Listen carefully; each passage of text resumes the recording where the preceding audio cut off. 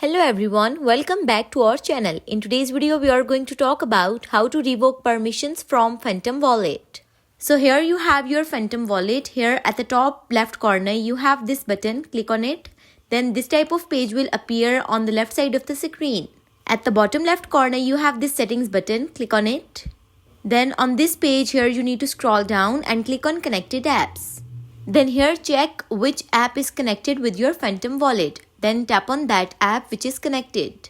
So here I just recommend after every session you just disconnect from everything on that you are basically connected to right now. That prevents anybody from going on your laptop and doing any transactions. When you are not there, so just go ahead and confirm for all and then disconnect from all, and now you are basically your cache is kind of cleared and you are not connected to any of the websites. So this is the very simplest way to revoke permissions from Phantom Wallet. If you found this video helpful, leave a like on video and do subscribe to our channel, and don't forget to press bell icon. And if you have any questions related to it, leave a comment. Thanks for watching.